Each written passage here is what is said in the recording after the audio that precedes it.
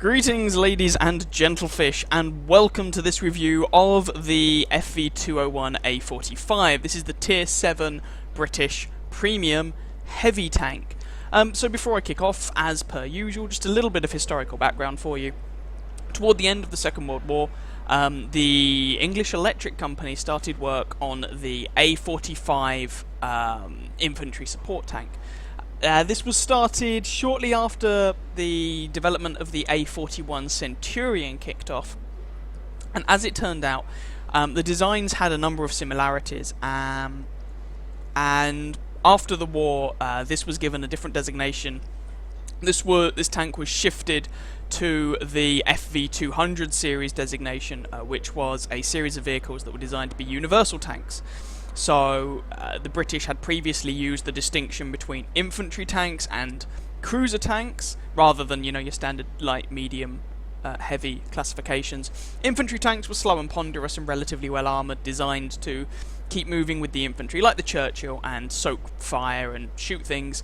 Cruiser tanks were designed to be used more like cavalry. They were breakthrough tanks to get behind enemy lines and all that jazz. So having been redesignated, this thing became the FV201. And with it was this machine given a Centurion Mark II, I think, turret and a 17-pounder gun. This thing was basically the first, or the prototype, of the Carnarvon tank that is in the game as the Tier 8 British heavy tank. So it was given a 17-pounder gun. Later models were fitted with a 20-pounder gun poking out the front of the turret. But as I said in my Carnarvon video, the similarities between this and the Centurion, and the success of the Centurion tank, really meant that the Carnarvon didn't really go anywhere. In fact, the Carnarvon hulls, or the 6 Carnarvon hulls, were actually used as the basis for the Conqueror tank. But I digress. So in short, the FV201, or A45, depending on which designation you prefer, is essentially a prototype for the Carnarvon, is a way of thinking of it. And I guess in a way that kind of makes it a prototype for a prototype. This is getting very meta. But either way, this tank never actually saw combat. I mean, these were physically produced, or a couple of them were physically produced, but they never saw combat. Anyway, that's a quick rundown of the history. What do we have in game? Well, this is a Tier 7 heavy tank, and it comes with 1500 hit points, which is actually quite a lot for a Tier 7 heavy tank. That's up there with machines like the Tiger, the Black Prince, and the KV3 as having a shed ton of health for their tier and classification. It's a 56, for rough numbers, 56-ton tank with an 800 horsepower engine, giving it, it doesn't tell you the power to weight ratio, does it? Of course. Giving it a power to weight ratio that I can't quite be bothered to work out. Probably around about the 14 horsepower per ton mark. Which is, no, it'd be a bit more than that, 15, 16 horsepower per ton. Which is actually pretty good for a heavy tank. It means this thing accelerates surprisingly well. However, the top speed limit of 31 kilometers an hour is a bit of a downer. It means that basically this tank tends to accelerate up to its top speed and then go at its top speed everywhere, which sounds great. The problem is that its top speed is only 31 kilometers an hour. Just to give you a point of reference, the T-29 is the American Tier 7 heavy tank, regular Tier 7 heavy tank. It is generally considered a very ponderous machine, has the same horsepower engine, comes with approximately an extra 10 tons in weight though, so it doesn't accelerate up to its top speed as quickly, but its top speed is 35 kilometers an hour. So it is capable of moving rather faster than the FV201 once it actually gets up to speed. So the mobility of the FV201 is a bit of a mixed bag. On the one hand, it accelerates well, on the other hand, its top speed is kind of naff. The traverse speeds, and obviously the real traverse, and I try and say this in most videos, the real traverse speed is not actually what you see in the garage. It's some function of the listed track traverse speed, the ground resistances, the engine power, etc., etc. But the listed traverse speed of 28 degrees a second is nothing to get yourself excited about. 36 degrees a second for the turret is alright. The armour, okay, well, I will talk more about the armour in a bit, but just to say, the rear and sides of this tank are made of paper. The front of this tank is not very good. It's 76mm on the front plate. There is some sloping, but if I'm going to be honest, it's relatively easy to penetrate the hull of this tank. The turret will get a bounce here or there, but again, although it's only the turret you should expose if you can get away with it, you shouldn't rely on the turret to actually bounce anything. I'll talk more about the gun in a moment. 380 meter view range is, for a tier 7 tank, okay. I mean, compare it to the T29, that's 380. I'm not sure if I've got another tier 7 heavy tank. I've got some medium tanks, just for the sake of comparison. Switch back to the British. Where's the Comet? Comet, 380. And finally, let's have a look at the Panther. What's the Panther got going for it? 380. They're all the same! So, 380 meter view range. What about the VK? 380. 380 meter view range is certainly not bad, but you can't really call it good either. Why am I looking at medium tanks? It's okay. Signal range of 570 meters is not actually that impressive, but it's good enough to get the job done, so who really cares? I'm not going to talk about the grind on this tank, because as a premium tank, clearly, it has no grind. But I will quickly mention, as a premium tank, one of the big benefits of this is that you can transfer a crew into it from another tank of the same type and nation, and without retraining them receive no penalty. So for example, I could take my Conqueror crew, whack them in the FV201, and without training them, use them to full effect in the FV201. This allows you to more easily enhance your crew training. So let's finally talk about the gun. It's Ordnance quick firing 17-pounder gun Mark 7. There are a lot of 17-pounder guns in this game. How does this one stack up? It's a very mixed bag. Bearing in mind this is a tier 7 heavy tank, and I'm actually going to compare this with, when I find it, the gun on the AT-15A, which is the Ordnance quick firing 17-pounder gun Mark 7. That seems remarkably familiar. That's because it's the same gun. It's just this is a tank destroyer version of that gun, and this is not. I'm also going to bring up the gun, just for the sake of comparison, on the TOG-2, which gets the Ordnance quick firing 17-pounder gun Mark 7. We've been here before. But in order to actually get a comparison, I'll have to have it just kind of, I'll bring it up in a second, just have it hover down here. So, okay, let's just start off by considering this gun in isolation. What do you get? Well, it's a 76mm gun, as with all the 17-pounders. 13.95 rate of fire, which is actually very good. 171 penetration. Where does that fall in the scheme of things? It's not very good. In fact, it's the joint lowest penetration of any tier 7 heavy tank, joint with the other British tier 7 heavy, the Black Prince. The 122mm guns on the IS and KV3 get 175 pen, the French AMX gets 212, the Tigers get 203, I think it is, the T29 gets 198, so this is not very good.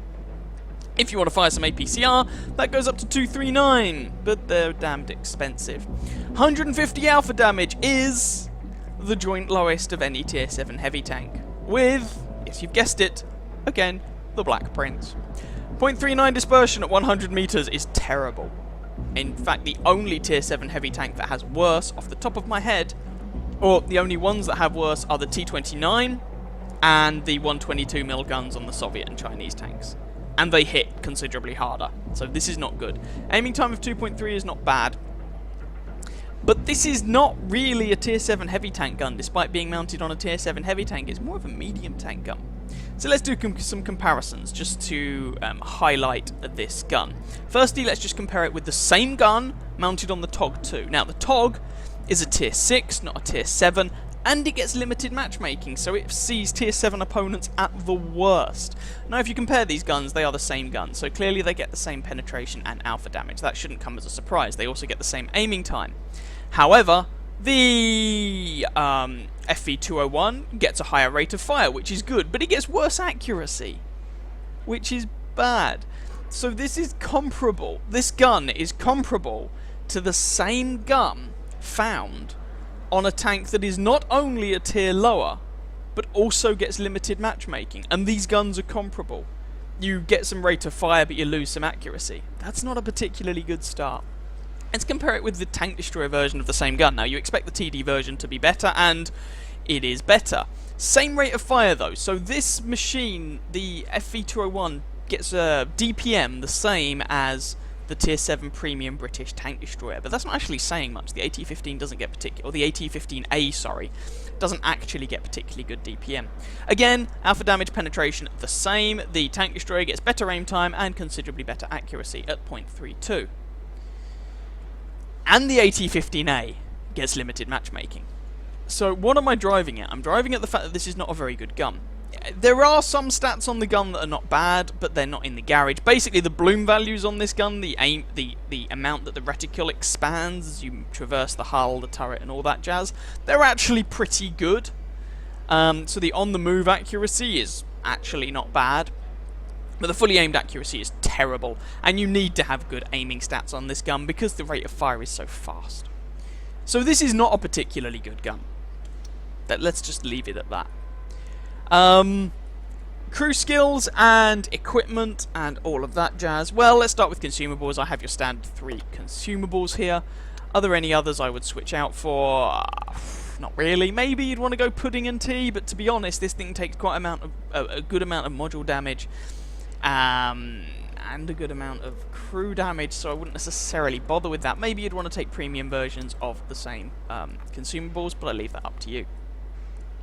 Ammunition selection, you get 74 rounds of ammunition with this tank, which is not bad. That's quite a lot of ammo. But when you consider it's only a 17-pounder gun, you burn through those quite quickly. I've got 3 rounds of HE here. Honestly, 17-pounder HE at Tier 7 is pretty bad, so you can probably skip the high explosive entirely. Your APCR rounds are good, but expensive.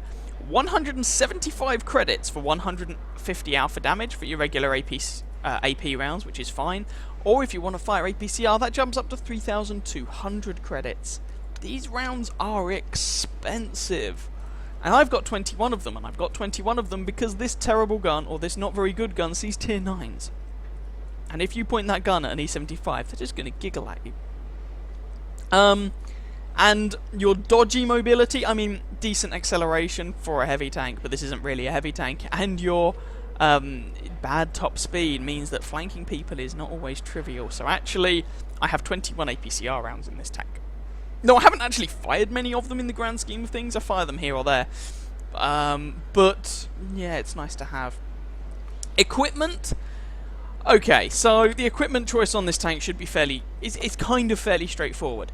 Firstly, it's a Tier 7 tank, so it can't mount a vertical stabilizer, except that it's a Tier 7 British tank, which means it can mount a vertical stabilizer. For those who don't know, vertical stabilizer is a bit of equipment that nations can mount from Tier 8 and onwards, or Tier 7 and onwards if you're British or American, or Tier 6 and onwards if you're American or you're in a British Sherman.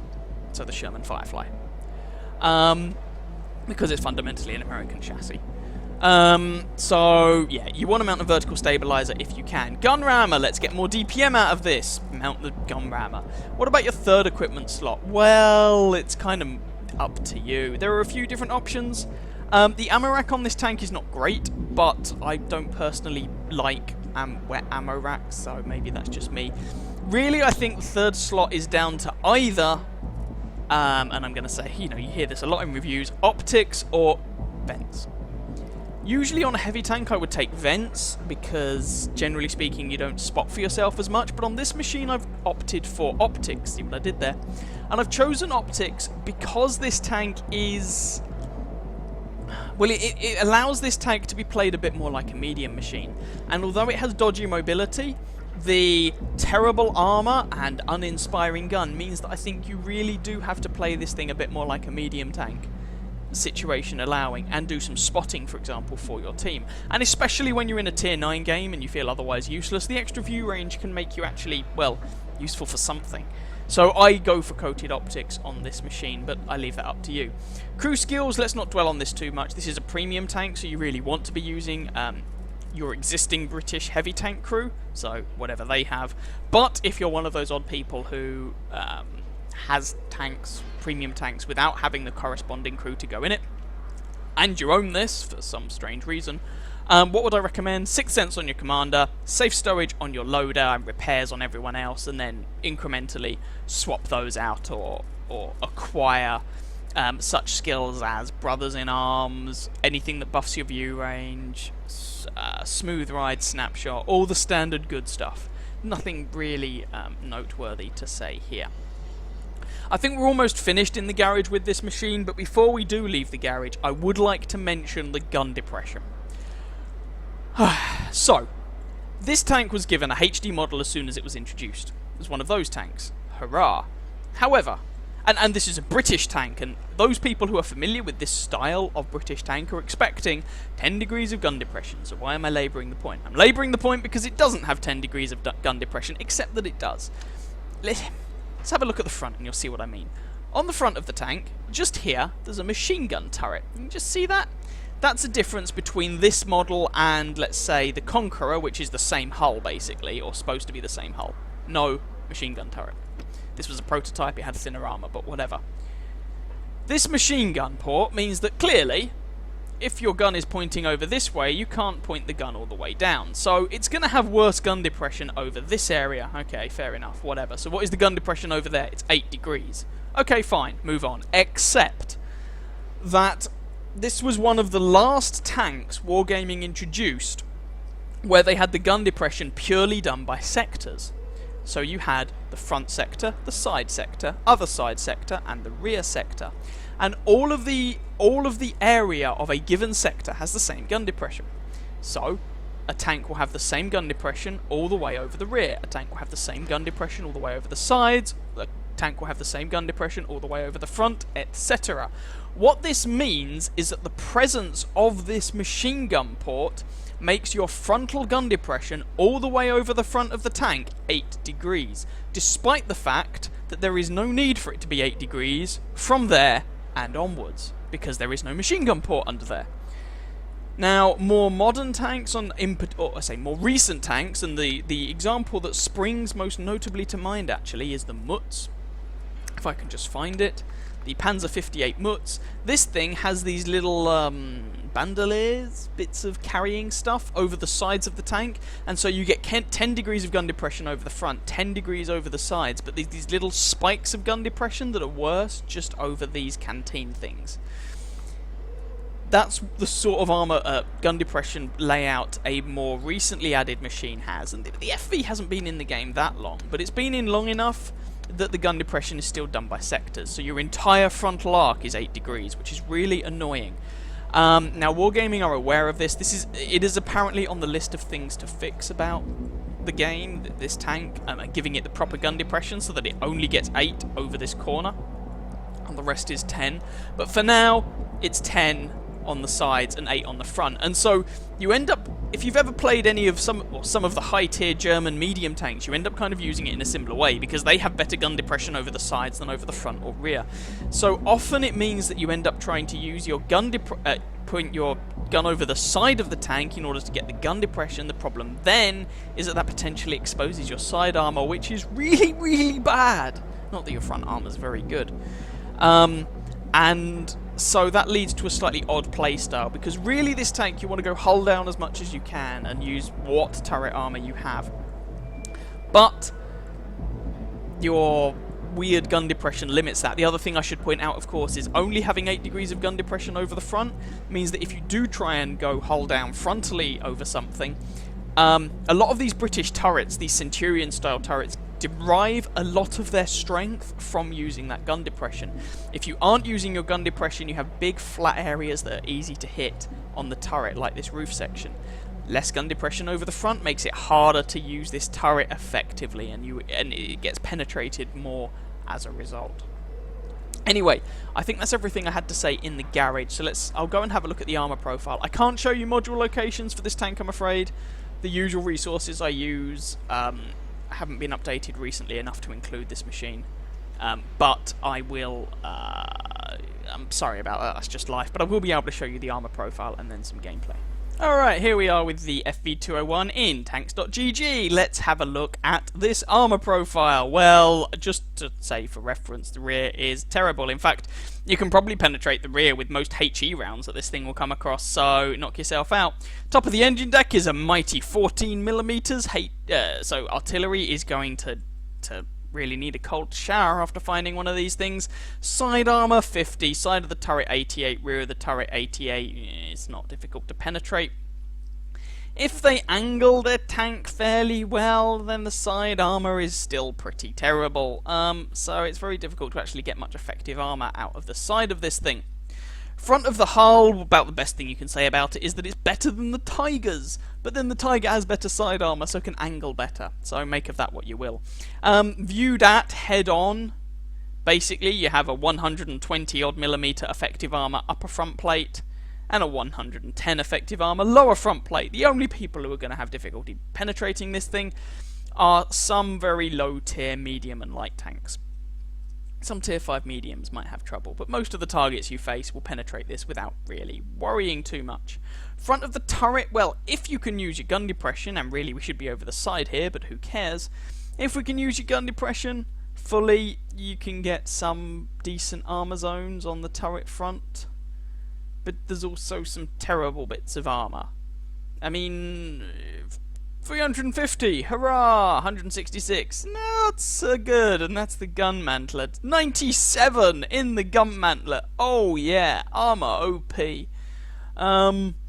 What about the machine gun port? Well, the machine gun port is perhaps, ironically, one of the tougher parts of the front of the tank, because it's 143 effective armor straight on. So, long story short, the only armour you should be showing in this tank, if you can help it, is the front of your turret, and even then, don't be surprised if you get penetrated. That's about it.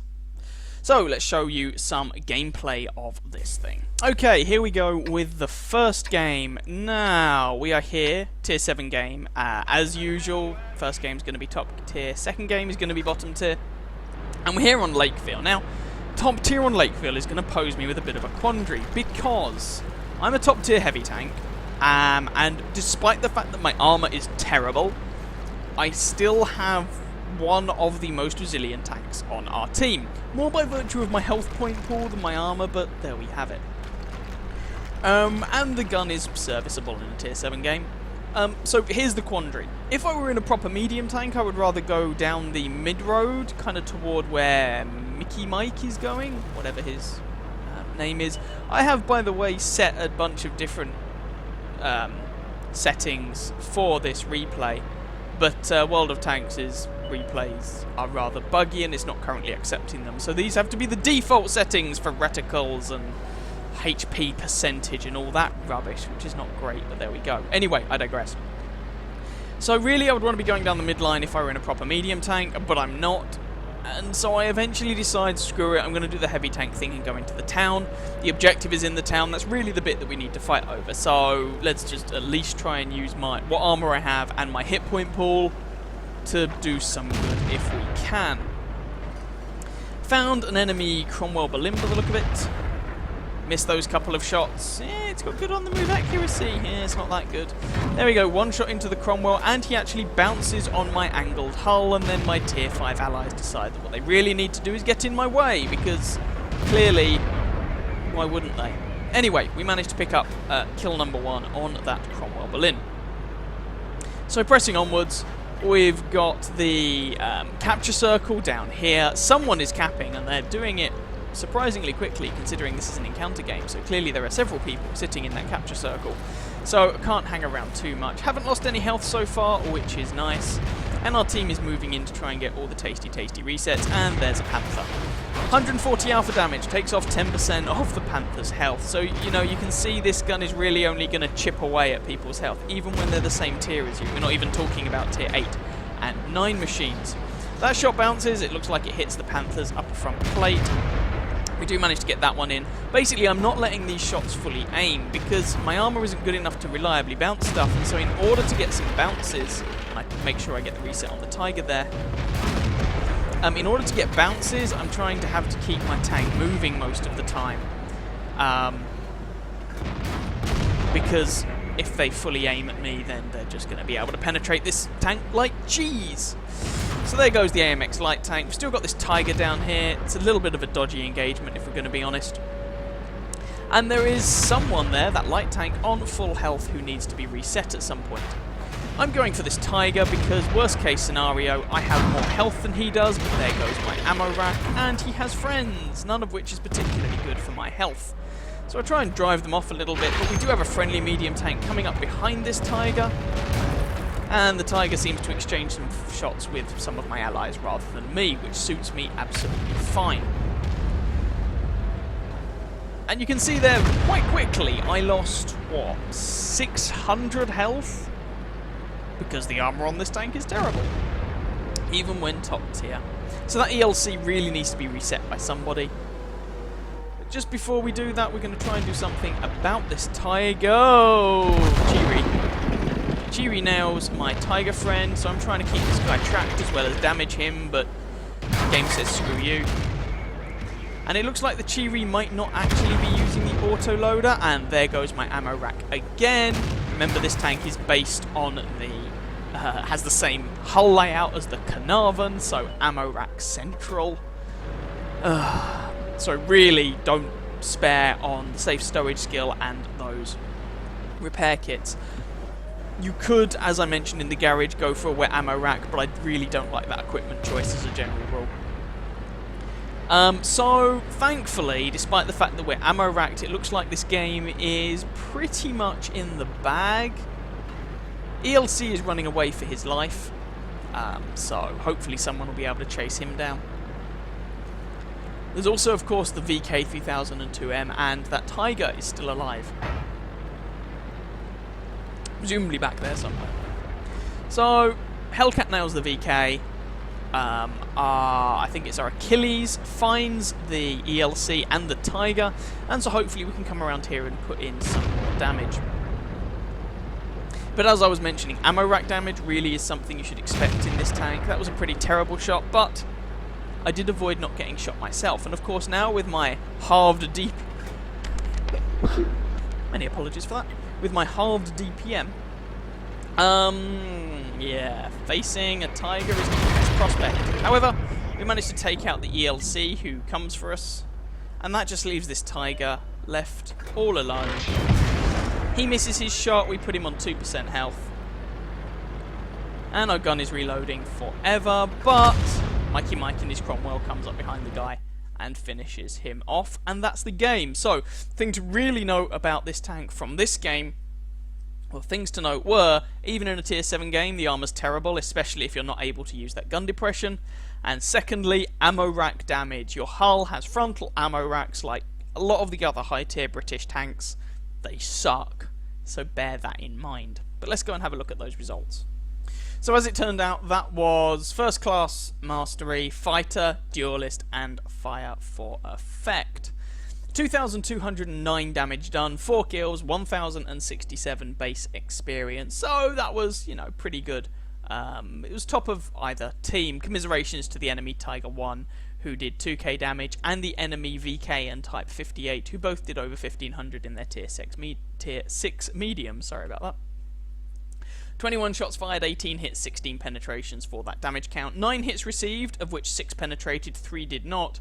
But those 3 that did not must have been from very small guns, because we only actually bounced 350 damage.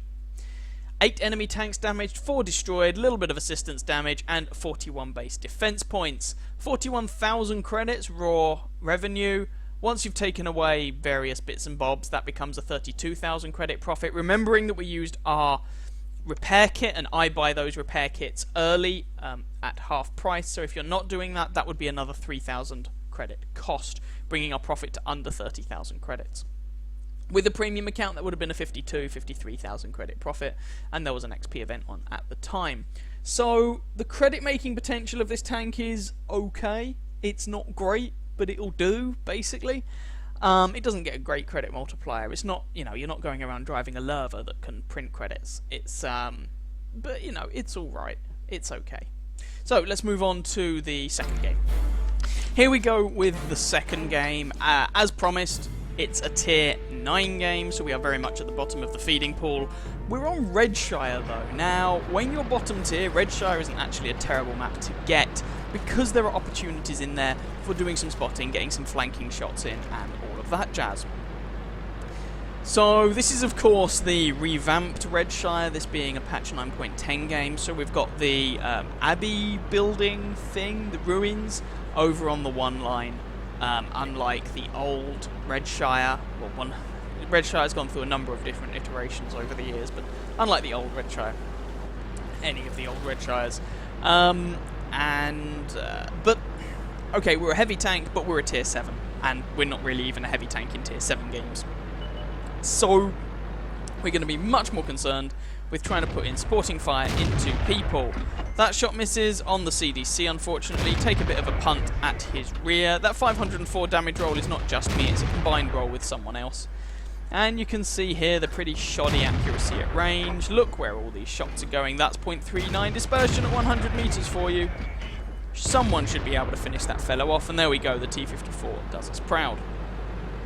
So, I have no idea what that AMX CDC thought he was doing. That was a terrible place to go because you expose yourself to a whole world of fire and hurt. Maybe he's a relatively new player. It is a tier 8 premium. If he is a relatively new player, that's not a great tier 8 premium to have started off with because it's so fragile. Tiger 2 here, I have flush shots into the side of his turret, but I can't even hit the damn tank at this range. So, what are you going to do? Tiger 1 and an ISU up there. Prioritising the ISU because he has the bigger gun, but I'll switch to the Tiger when the ISU disappears. And you can see the pretty nice rate of fire on this tank. But when you hit for 350, if I hit for 350, I would be very happy. When you hit for 150, you need the rate of fire to actually do anything. And miss. And you can see here, miss, well bounce actually, even if I was loading APCR against a lot of these targets, that wouldn't make the shot actually hit the damn target. Hey, finally put a shot through the side of the turret of that Tiger 2. Success. Now, we actually didn't take a shot at the Sturret ML there, we have a blind punt. There he is. No, don't have a shot. Tiger. And miss. And you can actually see we are burning through the ammo at an alarming rate of knots. I carry, was it 50 odd rounds of armor piercing in this tank, and I'm down to 34 of them. And I haven't actually done that much damage, haven't got that many hits. There's a bounce. And this is just this gun in tier 9 games. It's just... if it had more accuracy, I might be able to work with it. But the accuracy is just so terrible. If it even had the accuracy to reliably hit these guys at decent range. I'm not even talking about aiming for weak spots, I'm just talking about hitting the damn target. Oh well.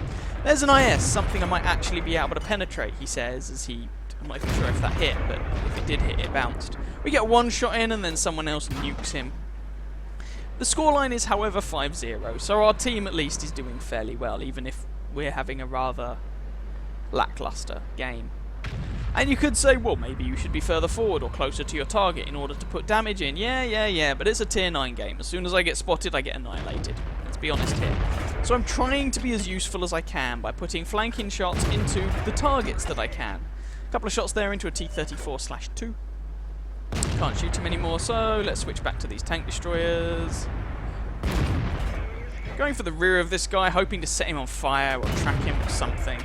Not that I can really aim for weak spots, it's more just centre of mass here, but, you know, there we are. Them's the brakes. Have I got flanking shots into that Yag Tiger again? Nah, not really. 7-2, the scoreline, by the way.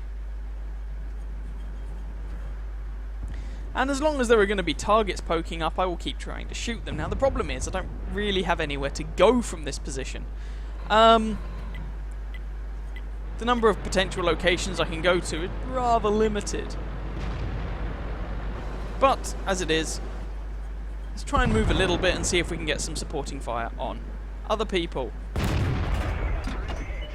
Now, if we were on a different map, and I get spotted, that would be a bit more spotting friendly, then I might do a bit more spotting, but as it is, I mean, this map isn't terrible for spotting, but I'm just not fast enough to get into those sort of spotting locations on this map, which is slightly unfortunate. Thus, I am relegated to fire support. Yeah, that term that people use for a tank when really it's just not good enough for anything else. Anyway, what's left on the enemy team? There's only 5 tanks here. Our team have successfully managed to basically push through. Done a good amount of damage in spite of me, rather than because of me. And I'm just moving forward to try and help them out here. I have a bit of HP to soak a shot here or there, and I get very lucky as I manage to execute that ISU-152. Hurrah! I got a kill. Flanking shots into the Jagdtiger. Nah, he's dead. And there's an IS-6. IS-6 with a 17-pounder gun? No thanks. And you'll notice I switched to APCR here, and I have absolutely no problem doing so. Thankfully, this guy is burning. And it's, of course, worth bearing in mind that the IS-6 now has been buffed, so its armor is thicker. And so this sort of engagement would be even worse for me. As it is, a few APCR shots actually aimed into the driver's hatch. Now, I don't need APCR to hit the driver's hatch. I just had it loaded for those shots that would miss the driver's hatch. But, there we go, loaded some APCR to put some damage into that IS-6, and that just leaves the Super Pershing left on the enemy team. If we can find this guy and kill him, then that's the game over, and there he is. Ugh. Alright, let's try and get a little bit closer. Whee! And I managed to just about make it to 40 kilometers an hour before the speed limit kicks in, and I'm back down to 31. And this is the tank moving at its top speed, basically. You know, moving on dodgy terrain. Yeah, the engine power isn't bad, but the bad top speed is just so frustrating. Alright, well hopefully we can get around here to put some shots into this Super Pershing. That would be nice. Really need flanking shots into him though, because the gun sucks. And it's a Super Pershing. If the accuracy were better, I might say we could aim for his weak spots, but it's not, so that would be dodgy. Put one shot into his side there, and he turns to deal with other people. Another shot into the side of his turret. Can we pick up the kill? No, we can't. Someone else does. And that's the game. So, this particular game demonstrated the gun. What it's like and what it's not like. And what it's like is bad, and what it's not like is good. The mobility a bit, and you also got to see the armor fail, of course. I think we bounced one shot maybe this game, can't quite remember. But anyway, let's go and take a look at them results. Now, as it actually turned out, that result was better than I was expecting. First class mastery, fire for effect, and a Confederate medal. Gosh. And you'll see that we actually did over 2,500 damage. So that 150 alpha, although it's kind of weedy, it does add up eventually. Picked up 2 kills and did 994 damage. Now, we fired 4 or 5 rounds of APCR that match. Which is a bit of a shame, but we wanted to reliably penetrate the IS-6. The thing with the IS-6 is that he has the penetration to happily blitz through my tank. He has the DPM to wreck me. We have comparable DPM values, actually, but he hits for 390 and I hit for 150. So in that sort of engagement, I really didn't want to faff around. I just wanted to penetrate the guy and actually kill him. So, you know, I do sometimes fire APCR with this tank, but not that often. Commiserations on the enemy team to their VKB and Jagdtiger. They both had alright damage values, but they lost. So these things happen. 36 shots fired, 24 hits, 18 penetration. So there's that gun at range. Even into the flanks of tanks, completely broadside on where possible. We penetrated half of the shots that we fired. And that was including, you know, 4 or 5 of those shots were APCR into an IS at close range that penetrated. So, yeah. That was for the damage count. We received 3 hits, of which 2 penetrated and 1 didn't. I think we bounced a shot from the Super Pershing. Looks like it with the 240 damage blocked by our armour.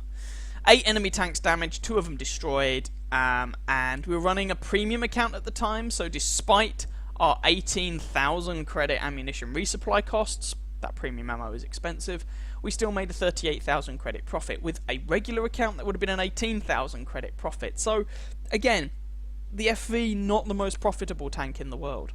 Made an alright amount of XP, though. So there we go, showed you a bit of gameplay top tier and bottom tier, so let's go and round things off in the garage. So, the FV201, how do we sum this thing up overall? Well, let's be blunt, this thing's pretty terrible. There's not really much else to say about it. It's when you compare it with some of the other tier 7 heavy tanks. Imagine comparing this with the Tiger, for example. Compare it with the Tiger. You have comparable mobility. You accelerate better, but the Tiger has a better top speed. You have probably comparable armour, hull armour this is, and turret armour. The Tiger's turret front is alright, but not great. The FV's turret front is alright, but not great. The sloping on the front of the FV gives you better frontal hull armour than the Tiger, but the Tiger gets a small auto bounce zone over the front and better side armour, allowing you to side scrape better. And the Tiger also gets a considerably better gun. That long 88 makes the 17-pounder looks like child's play. And when I say better, it has better alpha damage, better accuracy, better DPM. It's just better. So, the T29 murders this tank. It's just a bad machine. In fact, the only way you can really find anything positive to say about this tank is if you compare it with the Black Prince. And then, well, it's at least more mobile than the Black Prince. Yay! But that's a terrible comparison, because most things are more mobile than the Black Prince, so that's not really saying much. Put it this way. You could take this tank, and with some very, very minor modifications, bump it down to tier 6, and no one would bat an eyelid. It would be fine. What modifications would you make? I'd reduce the DPM a bit and give it a bit less health. There we go. Tier 6 heavy tank. Done. Move on. The Churchill 7 would still have better armour. I mean, it's like... It's one of those tanks you look at Wargaming and think, What was going through your head? I mean, what? I don't get it. Having said all that, I have had fun in mine. I find it a fun challenge. But it's not a good tank. Now, so this tank is, if memory serves, it's not actually available for purchase from the tech tree. It was available as a marathon mission reward on most servers, unless you were playing on the EU server. And of course, it's a British tank, so if you're a Brit and you want to play a British tank, you're probably going to be playing on the European servers, because Britain is in Europe. And if you're on the EU servers, it was basically a case of screw you, you have to buy it. So this was available for purchase for a short period of time. It's actually available now. No, it's not. That's a lie. It's not available now. I'm getting confused with the FV202. It was available for a short time for purchase. It may well come back again, but I'm going to be honest with you. It's not worth it. I knew it was a bad tank when I bought it, so I knew what I was getting, but I don't recommend you guys buying it. So that leaves the question that, well, if you have a British heavy tank crew that you want to train, what should you get? Well, the TOG 2 is bad, but at least fun.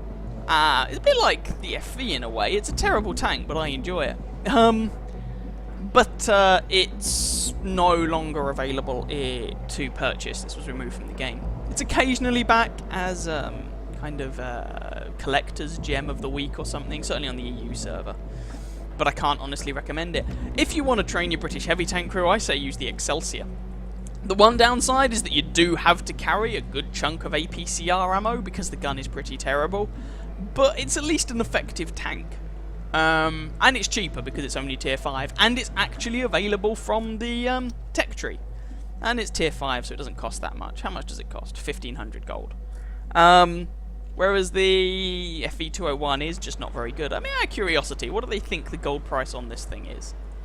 Can I find out? Can I?